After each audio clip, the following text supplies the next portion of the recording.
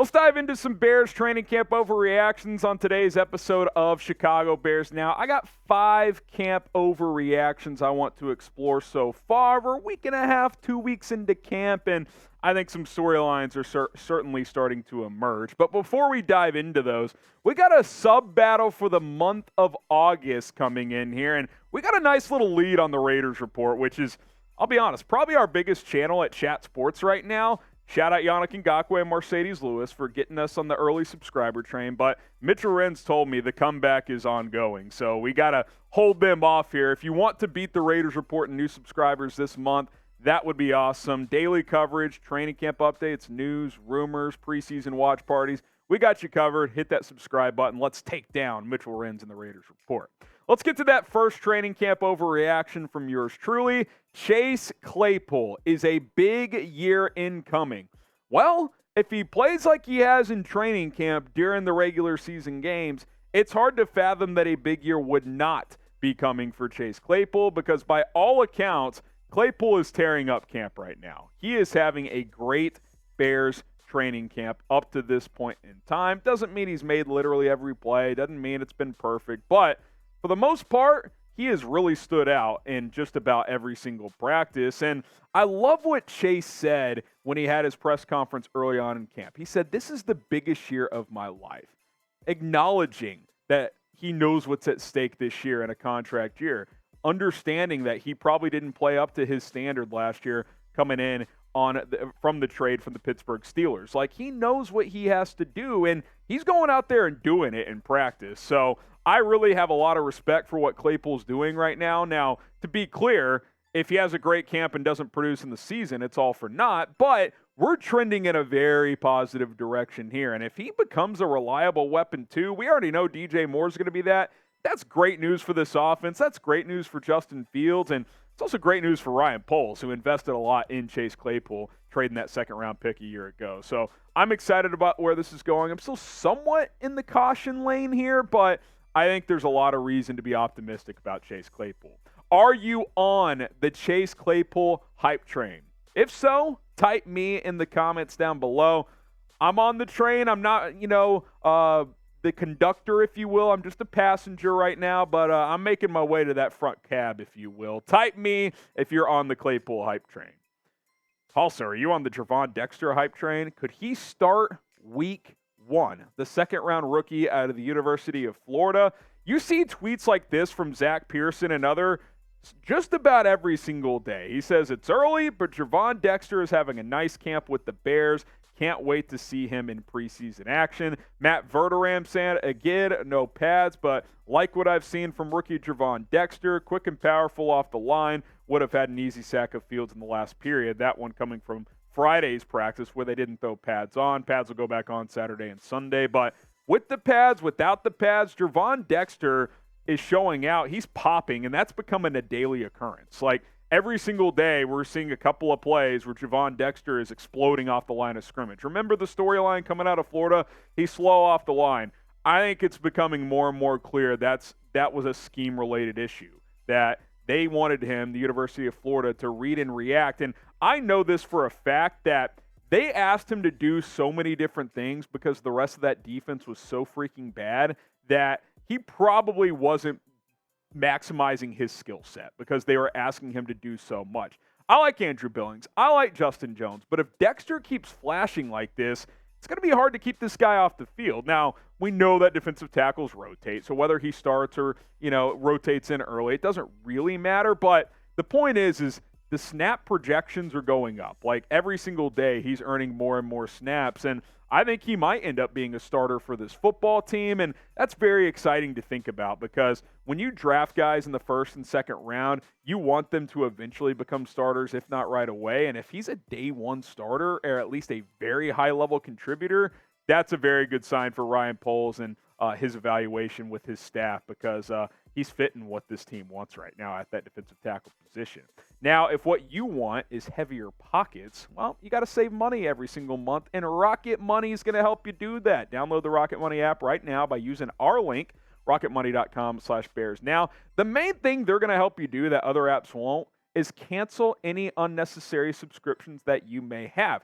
they will bullet point out every single subscription you have, and there's a cancel option. If you're like, oh my God, I haven't watched Hulu in 6 months, or I don't use this subscription, that subscription, click cancel. They're going to do it for you. You don't have to be stuck with customer service for hours on end or playing the back and forth email game, which is always a pain in the you-know-what. Rocket Money has you covered. RocketMoney.com/BearsNow. They can also even negotiate to lower your bills for you by up to 20%. All you have to do is take a picture of your bill, and Rocket Money will take care of that for you. Imagine just paying 20% per month on some of your bills, less per month on some of your bills. That is fantastic. RocketMoney.com/BearsNow. Support our sponsors. That supports us as a channel, and it supports you in your finances. You want to be paying as least amount of money per month as possible while still also enjoying the things that you do want to keep. RocketMoney.com/BearsNow. That link is in the comments and in the description. Darnell Wright, is he having some rookie struggles? I think some, right? And, that probably shouldn't be a huge surprise. Playing offensive line in the NFL, especially as a rookie, is tough. You know who's a great example of this? Andrew Thomas with the Giants. He struggled mightily his entire rookie season. He's now the best left tackle in football, like a couple of years later. I would say it's been up and down for Wright. I don't think it's been super bad. I don't think it's been super good. You know what I think is going to help? Yannick Ngakoue going up against that guy every single day in practice. I think that's going to be a positive, no doubt about it. But we've seen Terrell Lewis get the best of Darnell Wright a decent amount. So, he's learning. Like, playing right tackle in the NFL is a much different ballgame than doing it in college football, even in the SEC. Like, you're playing guys like Will Anderson every week in the NFL. It's not just doing that a couple times a season. So it takes time. I believe in his ability with his power and athleticism.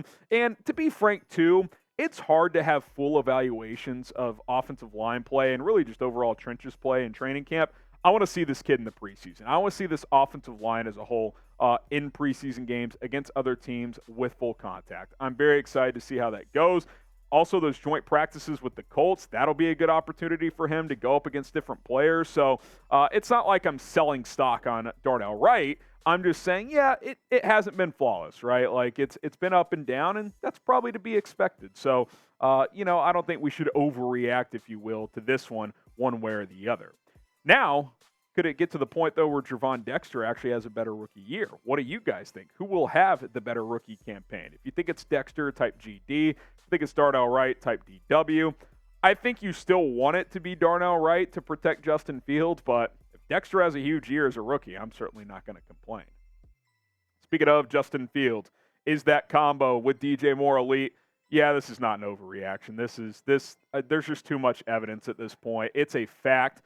These two together are going to cook. Now, that does not mean that this offense is going to be awesome or that it's been perfect in camp, because it certainly is not. The defense has won some days. The offense has won some days. Thought the offense bounced back nicely on Friday with a good practice, and it's definitely far from perfect. This thing still has a ways to go. But Justin Fields and DJ Moore are on the same place. That connection is real. 1 + 2 = 6. I've been saying it for a few weeks now. Get that going in the comments. What does 1 + 2 equal? It equals 6 for touchdown, baby. Okay, last one here. Best linebacker core in the NFL?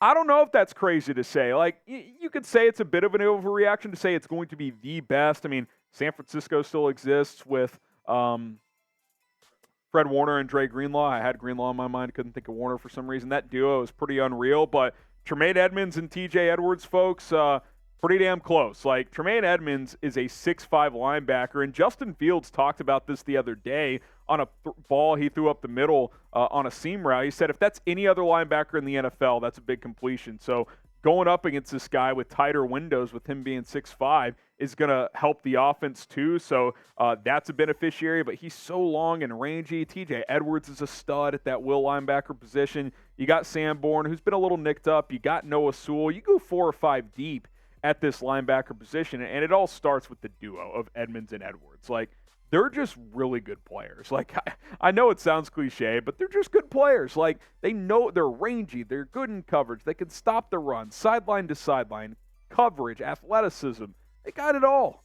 They got it all, and Tremaine Edmonds is only 25 years old. So Ryan Poles did a hell of a job revamping a lot of this roster, but the linebacker position, it's one of the quickest turnarounds for any position I've ever witnessed in one single offseason. biggest training camp overreaction so far. I just went through my 5. Let me know what your overreaction is up to this point. Hey, Super Bowl, baby. Let's go. Hit that subscribe button here on Chicago Bears Now. Appreciate all the love and support that we have been getting on this channel. Bear down, FGB. Give us your biggest camp overreaction.